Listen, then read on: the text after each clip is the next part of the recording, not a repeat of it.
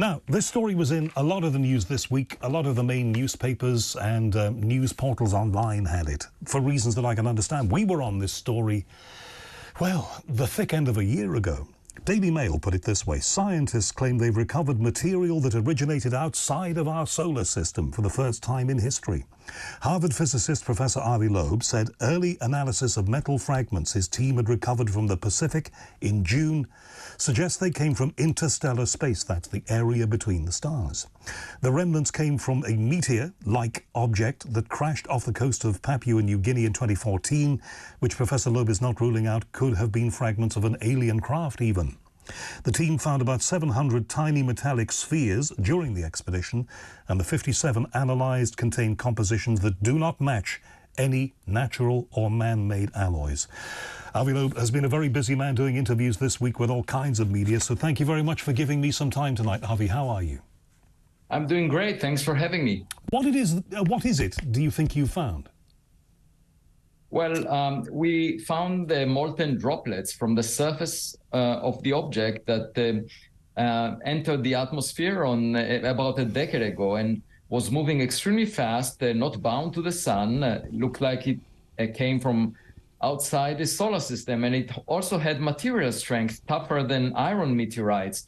So the question arose as to whether it's made of some artificial materials. Maybe it's a Voyager-like meteor. Imagine our own spacecraft Voyager colliding with another planet far away. A billion years from now, it would look like a meteor of unusual strength and also high speed. And that's what we went to look for. What was the composition, the materials that made this object? And amazingly, we found those molten droplets, spirals, roughly the size of a grain of sand, millimeter in size, on the ocean floor, about 2 kilometers deep. We found 700 of them, brought them back to Harvard University, and then analyzed their composition. And what we found is that the elements they are made of have concentrations that cannot be found in the solar system. For example, beryllium, lanthanum, uranium are at abundances of several hundreds times what you find in solar system materials. So that's an independent confirmation that the object came from outside the solar system. And the next question is whether it was artificial or natural. And for that, we, for example, want to find a bigger piece of the object in the next expedition so we can tell the difference between a rock and the technological gadget. Now, I'm guessing one of the ways that these could have been formed is by some kind of massive collision. You know, the cosmos is full of things colliding and exploding and burning out and coming to life. So that's one possibility. Or the other possibility is that somebody could have made it for some reason, perhaps as part of a craft, whatever. How are you going to be able to tell which of those it might be? Well, so indeed, the most likely natural origin we mentioned in the paper is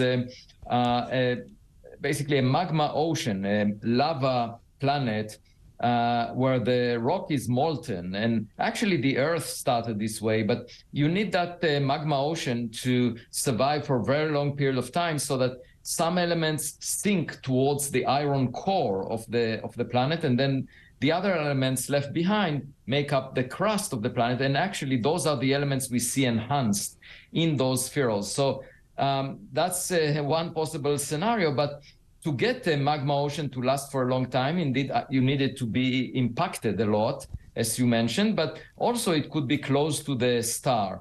And the challenge is really that you need 10 to the power 23 such objects that are roughly a ton in mass produced per star.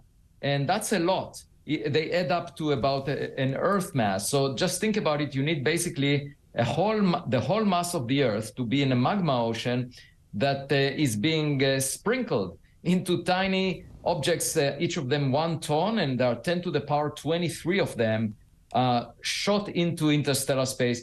That's difficult to arrange per star.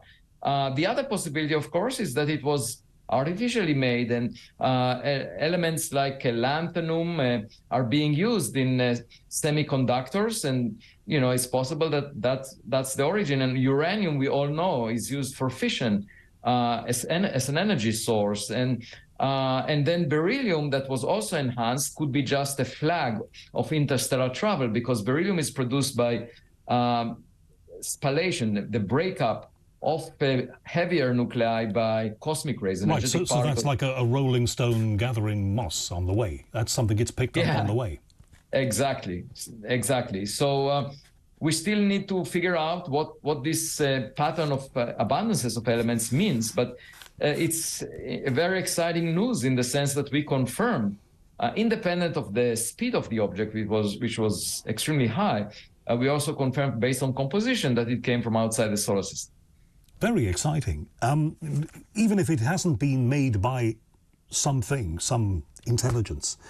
Yeah. You know, the fact that we've got it, and there it is. Yeah, I know you've been displaying this, but can you just hold that up a little higher for us, just to see? And there it is in suspension. Well, this is what you see is basically the volcanic ash that we collected with the magnets on the sled. So most of the material was volcanic ash from Earth, but then inside of it were these tiny spherules. So we needed to filter out the black powder and get down to the bigger particles that we analyzed with a mass spectrometer and found this composition that I mentioned. And those were found only along the meteor path, not very far away. We went also to control regions where we didn't find them. One question I've never asked you, and should have asked you before in the many conversations we've had about this. How did you know where to look? So first, the US government satellites provided the fireball site, and they gave it within 11 kilometers on a side. So there was an error box of the Department of Defense where the fireball was seen by government satellites. And then we narrowed down that path of the meteor, the likely path, based on seismometer data from a Manus Island in Papua New Guinea. Basically, the seismometer detected the blast wave, the sound from the explosion, and knowing the speed of sound, we could tell, based on the delay, how far it happened. And so that gave us a strip, which is roughly 1 kilometer wide and 10 kilometers long, where the meteor must have passed, and that's where we started searching. And we crisscrossed that region with the ship. So we did it 26 times back and forth in 2 weeks between June 14th and 28th. And as the Americans say, you hit pay dirt with that. You actually got what you were looking for and have now brought it back, which is, you know, as we say, hugely excited. Not everybody agrees with you, as you know, Avi, and there was a guy quoted in the Independent newspaper in the UK here, and I'm just going to run this past you. I know you take all of these criticisms in good part. It's part of science and part of life. I get people who throw brickbats at me. Quotes. Steve Desch, astrophysicist, Arizona State University, said people are sick of hearing about Avi Loeb's wild claims. That was when you revealed details of the search. It's polluting good science. Now, there are a few people saying that kind of thing. What would you say to them? Well, when he said that, he didn't actually see the data. I'm just following the method of science, which is collecting the materials and then analyzing them in the laboratory. That's the way science works. I don't understand why he calls himself a scientist if he's opposed to the scientific method, which is collecting evidence, analyzing it, and reporting the results in a scientific paper. You know, any issues he has with that should be discussed with his therapist. That's not my problem. I'm just following the scientific method, and, you know, that's the way I did it with more than 1,000 scientific papers in my career. And by the way, I'm a scientist. I do the work of science. Many of these critics are bloggers or popularizers of science who are not practicing science. You know, the situation is similar to commentators that look at a soccer match and tell the players how to pass the ball. They are not really, they haven't really published a scientific paper for a decade, many of those critics. And so I'm doing the work of science, talking about it. And if they have a problem with that, they're not scientists. Well, indeed, and that's why you started the Galileo project, which is designed to look in a scientific method for evidence of perhaps life beyond us, which is something, again, we've talked about a lot. A quick thought, if you would, about what Arrow did this week. CNN reported it this way. The U.S. Department of Defense has launched a website intended to be a one-stop shop for publicly available information on unidentified anomalous phenomena, UAPs.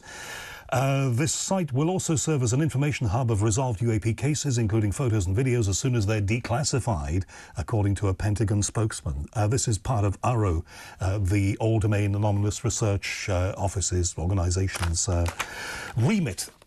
Is this going to help, do you think, or is this just going to bombard us with information, some of which may not be useful? No, I do think it will help, and I think it's a result of the U.S. Congress showing more interest in the reports. And altogether, it means that the item of unidentified anomalous phenomena is now becoming more at the forefront of the Pentagon. So it will be managed by a higher-level administrator, the deputy, and so I think, first of all, it will bring more transparency to the information they're getting, and second, it implies that they will deal with it more seriously, because David Grush claimed that the U.S. government has possession of materials, and they have programs that are aimed at the retrieval and reverse engineering of these materials. So if that is true, of course, it was hidden from view for a while. We should know about it.